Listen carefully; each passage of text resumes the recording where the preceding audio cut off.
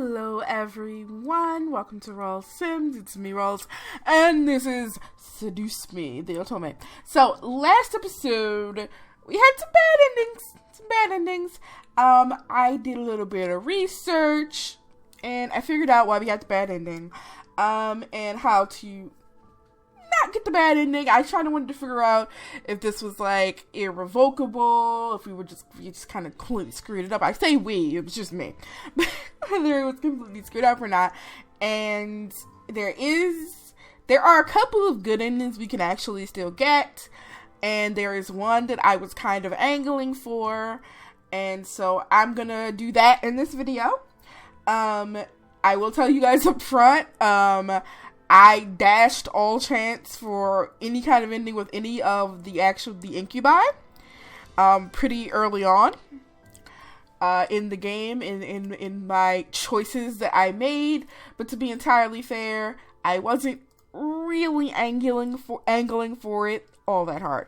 So, we're just gonna go, and we're gonna get a good ending, because I feel like Mika deserves more than just, like, fall into a demon mouth thing. Alright, so we're gonna use the convenient skip button. This is just, the end of the fight with Malix. So we're gonna skip through all of this business. And obviously we died when we did this. This can actually lead to an ending where you get with her. But we're gonna do this one. My mind began to wander. Were the memories truly worth my life? I remembered the way the boys helped organize the house party and helped me home after Malix's ordeal. But then I remembered, I'm only human. I wasn't a demon. I wasn't special.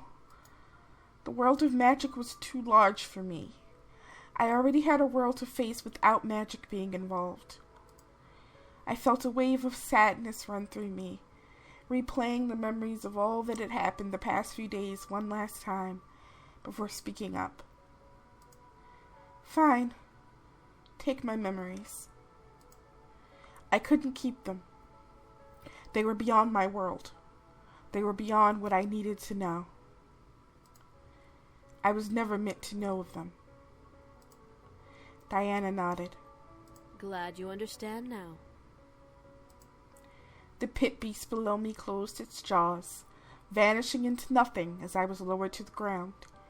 I stood up straight and looked to Diana, resolved. Diana sighed before closing her hand and muttering Latin phrases under her breath, loud enough for me to barely hear. She then opened her hand and revealed a small purple vial. What is that? A memory potion. It will remove all of the memories of demons and magic from your mind. With the memories gone, you can live your life as free as you want. What about the boys? I have a spell for them.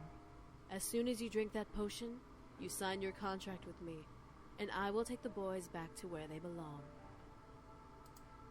Will they remember me? I'll make sure they won't. They won't even remember ever thinking about coming to the human world. Why didn't you use it before now? Why do I have to drink it knowingly? Because demon magic isn't black and white, dear. The one catch is that the potion has to be drunk with full natural consent. So I can't just slip it into your chocolate milk or pour it into your mouth as you sleep. That's the downside of good succubus magic. So I'll be a plain, boring human. No potential, no abilities, no memories to even have abilities. You'll be a plain Jane girl in a plain Jane world. I nodded before looking to the vial. My memory in exchange for my humanity. I popped the cork of the vial and gingerly brought it to my lips. Goodbye, magic. Goodbye, demons. Goodbye, strange future. Hello, normalcy. I tilted my head back and chugged the drink down, feeling its magic already starting its work as it reached the inside of my mouth. I felt dizzy and sick, but I sucked down every last drop of the liquid. I felt the memories of the boys fade away. I never met them in my house when I moved in. I never was attacked by Malix or his goons. I never was kidnapped. I never met Diana. As I finished drinking, I felt my body grow weak, almost becoming unable to continue standing up. My vision was blurred and fuzzy, and I couldn't help but let my eyes shut. I asked for this. I wouldn't have the boys protecting me anymore. I didn't even open my eyes when I finally fell forward into Diana's arms. It's for your own good, sweetie. Forget about it and be normal. I'm sorry. I felt my mind slowly relax. There were no demons, no devils, no magic to drive me crazy. Everything was normal. Everything was peaceful. Everything was ordinary. Just the way Diana wanted. Just the way I wanted. Eventually, the morning arrived and the sun screamed at me to get up. Surprisingly, I woke up before my alarm clock, which was nice. I stretched out and quickly got dressed, getting ready for school. I went over in my mind what had happened over the weekend, suddenly feeling wary. I had moved in Friday night, held a house party Saturday, and enjoyed my day Sunday. Yep, sounds right. I scooped up my bag and headed downstairs to the dining room. The room was empty and I felt hungry. I needed to eat something. I looked to my phone and saw a text I must have completely forgotten about. Dude, are you okay? Did the drive home yesterday go okay with your dad? I tried to remember, but for some reason, yesterday's event seemed blurry and almost blank. I remember going to school, dealing with Lisette, then going home. I don't remember, however, ever being picked up by him. I must have been, or else I wouldn't be safe at home. I rubbed my head, trying to shake out exhaustion. Damn studying. I sighed and texted back. Sorry, I forgot to text you back. Everything was fine. See you when you get here. I made myself some quick toast and coffee, needing a jump start. I felt drained, and I did not want to fall asleep in class. Something bothered me, though. My house felt empty, or at least emptier than when I came for some reason. I couldn't put my finger on it, but it slightly bothered me. I finished my food and quickly rushed to the front, waiting for Naomi's car and confident that nothing was going to happen. I avoided talking about what had happened yesterday. I'll be riding with you guys from now on, to and from school. As we entered the school, we quickly gathered our things from our lockers and headed to class. There were no events, to my surprise. Naomi and Susie took their seats around me. Susie in front of me, Naomi beside me, before the class bell rang and the class was greeted by our teacher. History wasn't as boring as economics, but I still managed to space out in that class just the same. Susie seemed to be very tense, focused on her desk more so than usual. I was almost tempted to poke her and see what was wrong. My phone, though, vibrated in my pocket. Thank God I set it on vibrate before class. I pulled out my phone and checked it, seeing a text from Naomi. I began to text back, suddenly going into a text conversation. Yeah, suddenly doing that. Hey, do you know what's wrong with Suzu? I don't know. Oh, I hope she's okay. She looks so stern. Same here. I looked over once again at Suzu. She was intensely scribbling in her notebook, almost obsessively so. The grip on her new-looking purple pencil was almost tight enough to bend it each stroke she made with it. Oh, by the way, did you hear? What? Apparently, Suzu's family is really involved with the mob. My dad told me he saw Suzu's dad in court this morning with a big-time crime boss. Well, Naomi, if you know that, then why are you asking me? Ooh, do you know what's wrong with Suzu? Seems like it's pretty obvious. Really? I couldn't believe it. Was Suzu okay? I looked over once more. Something made my heart slightly skip at seeing her again. I was worried, yes, but for some reason, I felt a little sad. Suzu had always sworn up and down that her family had no relations with crime lords. Yet this happened. Why was this happening? I put my phone back into my pocket, ending the conversation. Hopefully Susie would explain things to me soon. I was worried beyond belief about Susie's position with her family. Time continued until the end of class period in that exact status. Susie held her tense ground, focusing on nothing but the incoherent scribbles on her paper, while Naomi and I watched on in worry, not caring for the class we were in. As the bell rang, Susie stood up suddenly. I gotta go. See you guys later. Susie zipped out of class like she was fleeing the devil himself. What just happened? I don't know. I'm gonna chase after her. I needed to see what was wrong. Susie was important to me, and I needed to help her. I instantly grabbed my things and rushed out of the room. Whoa! Where are you going? Hey!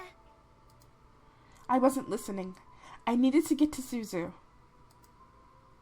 The hall was full of students, which made spotting Susie a little harder. I wish she was just a little taller. Susie? I began to push through the crowd, trying to find a trace of her. Her hair, her jacket, anything. I managed to get a glimpse of her green jacket, instinctively following it down the hall into a classroom. Susie's class was the other way. Where was she going? I continued following and peeked into the classroom, seeing no one else in there except Susie. What shocked me was seeing Susie standing over an empty desk, slamming her fists onto the wood. I didn't know what to do. The world behind me in the hall went into slow motion as I stared at Susie's back. She obviously wanted to be alone, but I wanted to help her and fix whatever was bothering her. I couldn't leave her like this.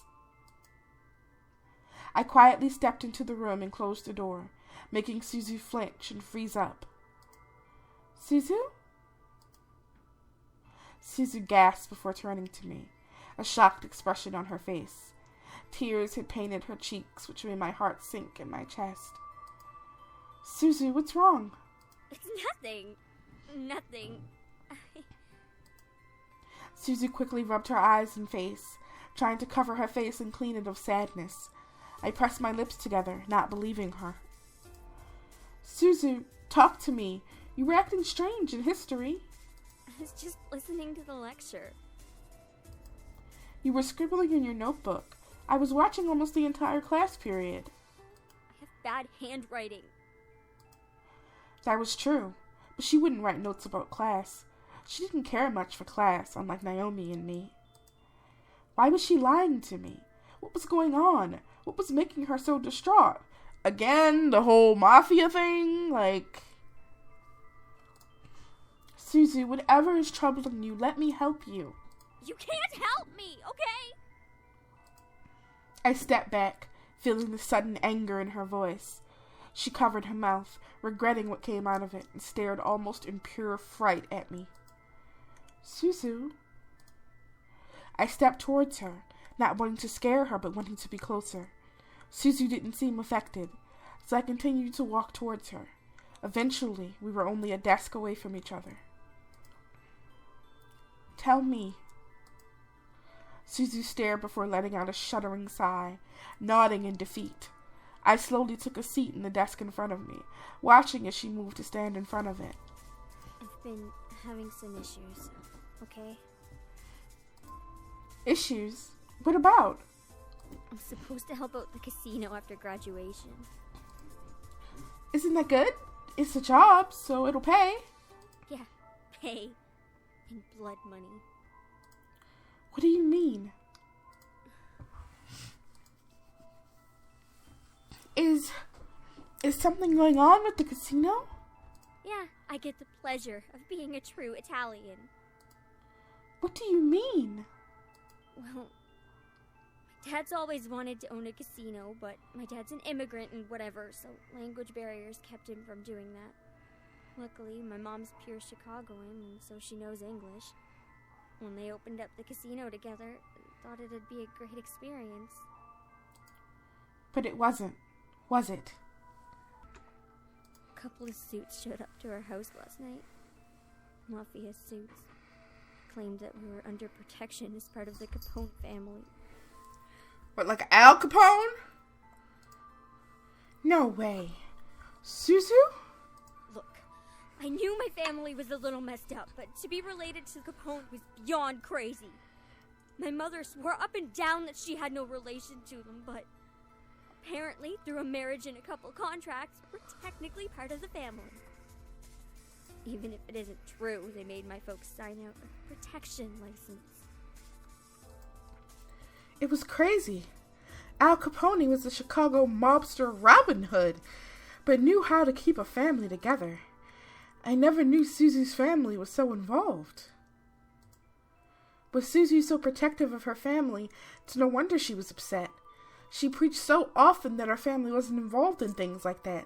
Even Naomi defended her. I had to stop. This wasn't helping Suzu. I needed to help her feel better beyond anything else. So, what happens to you? Nothing. We pay a part of our profit to the family, and we're protected. Protected my ass.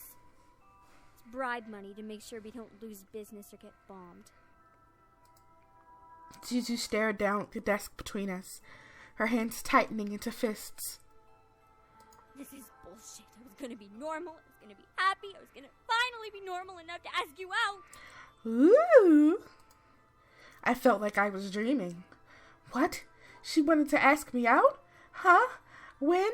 How? Okay. To be fair to her, honey, I mean, is this really surprising? Come now. Suzu covered her mouth and stared up at me, as if she had slapped me and regretted removing her hand. I stared, lost in my own thoughts. Susie pounded the desk with her fists again. Fuck! This is great! Just great! Just turn around. I stood and turned around, obeying her. Lost in my own train of thought, I needed to do anything I could to help her subconsciously. I could hear Suzu grumbling to herself. This is stupid. Stupid! Need to stop. You might as well go. I mean, this is... Suzu groaned. I could feel her mixed emotions radiate onto my back. I felt myself step forward, away from Suzu in reaction. Quickly, though, Suzu grabbed hold of my vest. I froze, breaking from my own thoughts. I like you. I really do, okay? I felt my heart flutter in flattery. Suzu, one of my best friends, liked me. I wasn't sure what to say. Suzu's grip on my vest tightened, pulling me slightly. I wanted to turn and hug her, but right now she needed to let her emotions out. I like you, but I don't want to ask you out like this. I don't want people to think you're affiliated with the Mafia kid. This whole situation is just messed up and... I felt my heart drop. She cared about me and wanted to protect me from her reputation. I was flattered, but at the same time, I was angry. She was my best friend, and she liked me enough to confess her feelings to me, despite her situation. Also, I mean, if this wasn't magical Otome land, pretty sure the thing that would probably be more problematic to them in high school would be being lesbians and not actually, like, mysterious rumored mob connections. But hey, let's not bring realism into this. This is a happy fantasy land. What could I say to her, though? That you like her back? I mean, you had a really, like, nice date and everything. And, I mean, come on. I don't know why you're acting surprised. She's just, like, she's screaming, like, baby lesbian here. From, like, moment one. Come on. This was a huge deal for both her and me. She had been one of my best friends for the majority of my life, and here she was, confessing to having a crush on me. It was surreal, yet it made me feel both strange and fluffy. It's odd choice of adjective, but okay. Susie sighed and let go of my vest. I turned around to see her run her fingers through her hair. Look, I'm sorry. I guess I needed to vent. I feel better now. I couldn't help but stare at Suzu longer. Was she not expecting me to say anything in return? Well, honey, to be fair, you haven't said anything yet. A sentence bubbled in my stomach, forcing itself out of my mouth without filter. Yay, let's be lesbians! I did not know what came over me. I let it spill out. I liked her, though. I liked her a lot. Oh, she is adorable. She was badass and cute in her own special way. I love that she was an individual and stayed true to herself, no matter what Naomi or I did. Sure, she was a little aggressive, but that added to the charm. Susie stared wide-eyed at me, blushing as red as could be. I was positive that, if she blushed any more, she would faint from all the blood rushing into her cheeks to color them that red. Did you just... Yeah, kiss, girl! Yes, I did. I stepped forward and gently took Susie's hand. I needed her to know how I felt. She poured her feelings out to me. It was more than fair to share mine with her. I really like you too. You're adorable, and I love that about you. You're caring and fun, and you have this sort of charm. Susie, will you go out with me? Susie was completely red in the face, but her eyes started to water. Rogue tears dripped from the edges of her eyes as she almost glared at me. But what about...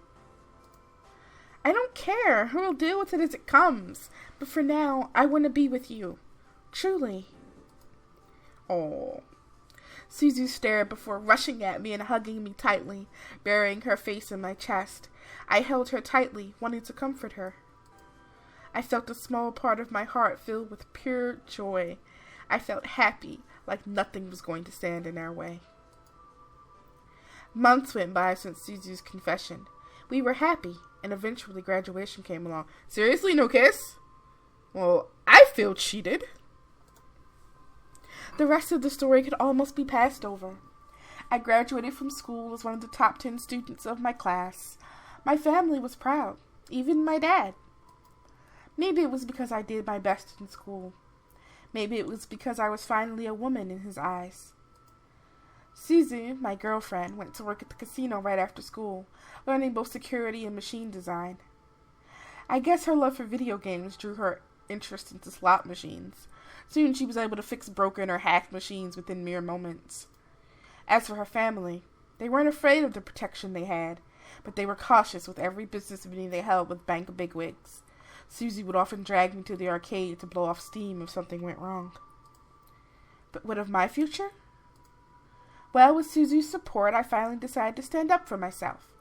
After I graduated, Andrew and I presented our cases, and the board decided to have Andrew step into the CEO position of the Anderson Toys Company. My father was beyond shocked. I congratulated Andrew and went to the University of Chicago to get a degree, while Andrew dedicated himself full-time to the company. Andrew vowed to respect the wishes of the late CEO and help the company become an even grander company.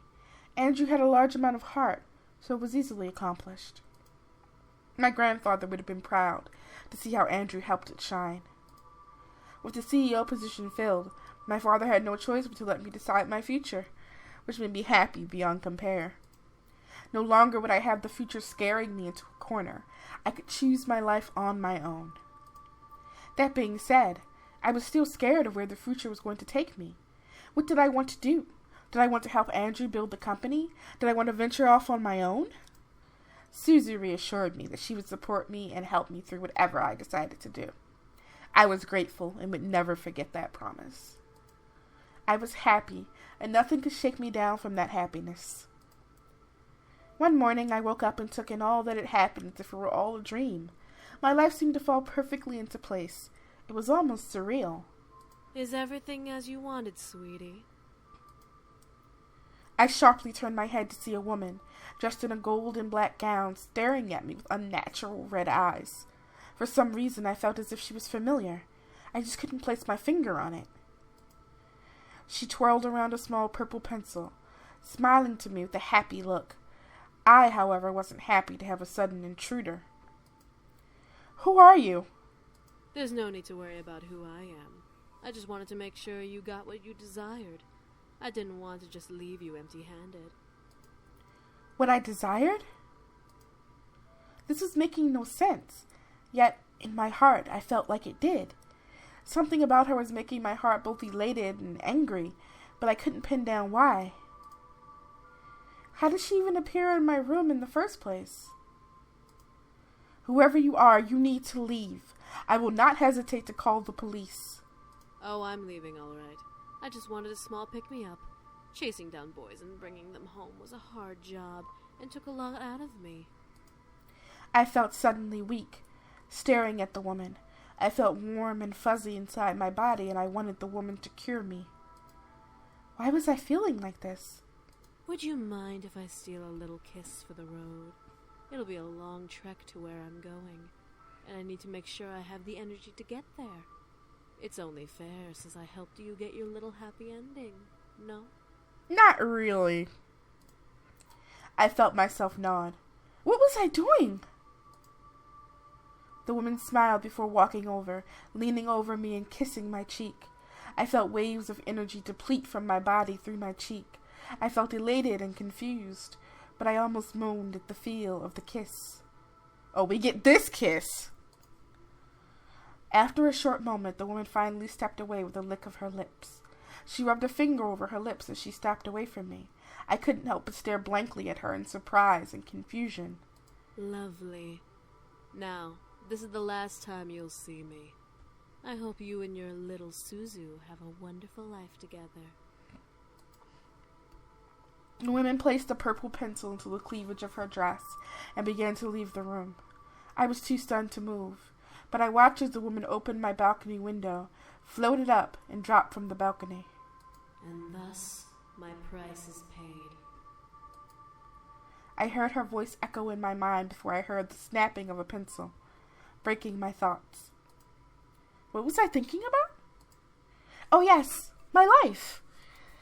I let my mind wander to my future before my phone started ringing. I instantly picked it up. Hello? Hey, want to go to Paradise Parlor? I need to get out of the house, and now is my only chance. I'll pay this time. Sure, why not? Come pick me up at my gate.